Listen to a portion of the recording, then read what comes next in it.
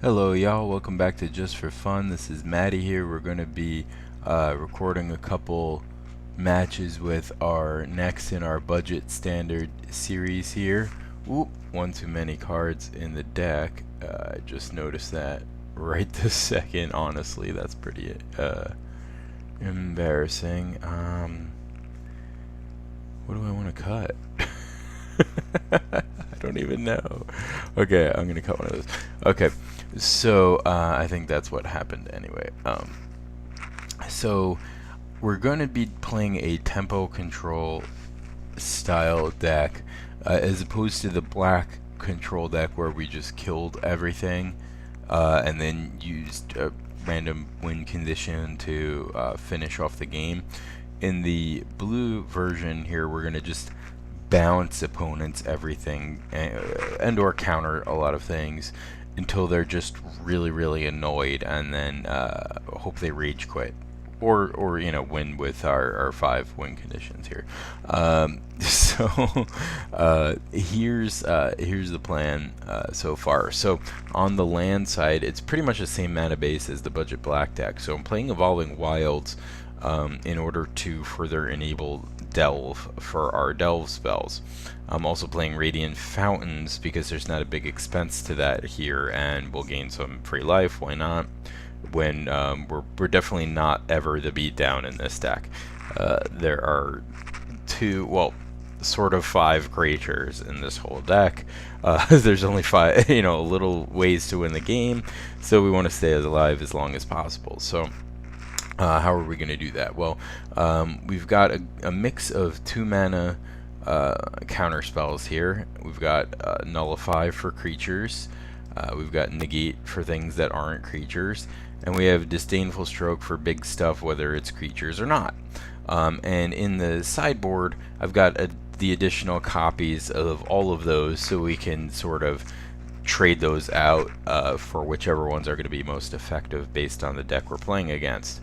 And then I've got 3 dissolves just as additional catch-all counter spells. Now these counter spells are going to be really effective with all the bounce we have in this deck. So what am I talking about? I'm talking about returning creatures to our opponent's hand. So blue doesn't really have Wrath of God effects, so the closest things we have are Aether Spouts, which is even better than bouncing everything because it can cause a huge tempo blowout where everything's going to go back to opponent's library, so it could stall them further for draws. Yeah, they're drawing action, they're drawing creatures, but it's going to take them a long time to rebuild. And of course it has the side effect of killing tokens, right? So that's good against a lot of the things that are going on right now. Whelming Wave, totally underplayed card. This is like a 4 mana Wrath in a sense. I mean, you're bouncing everything. Unfortunately, it's sorcery speed, so you know, unless you have a big mana advantage, the next turn they might be able to just replay everything. So really, you've just kind of like cycled it to stall them out a little bit and draw a card, but that's still pretty good. There's still a lot of tempo in this. Also, the accept clause is actually effective in this deck because some of the creatures we're playing are actually, we're playing Leviathans and octopi, octopuses. We're playing Pearl Lake Ancient as one of our win conditions here, which happens to be a Leviathan. So if you happen to have one of these out and cast Whelming Wave, this big bruiser is going to be the only thing left in play, so that works really well. Also, a little preview in our sideboard. Yup, that's a Sealock monster. So basically, against blue decks, I'm going to bring this in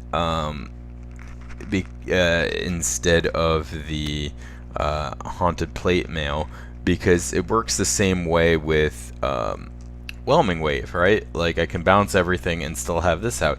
And then, you know, if an opponent is playing, I mean, even if they're not playing islands, technically I can monster sit and attack, but if they're playing islands, then it's just a 5 mana 5/5, which in blue is pretty sweet. And, you know, that can end the game in short order. And finally, the other thing in the sideboard here is the Staff of the Mind Magus, just in case we play against any kind of like burn kind of strategy. It might be decent. Give us a chance. And how are we going to delve and draw for cards? Well, oh, by the way, and Void Snare isn't just another bounce effect. It's a 1 mana bounce spell, so, and it can hit non-creatures too. You can bounce an enchantment or artifact or something that's annoying you, make them replay it. You know, since it's 1 mana, you're gaining mana advantage with this, even though it's technically card disadvantage. But speaking of card advantage, we have 3 crews, 3 digs.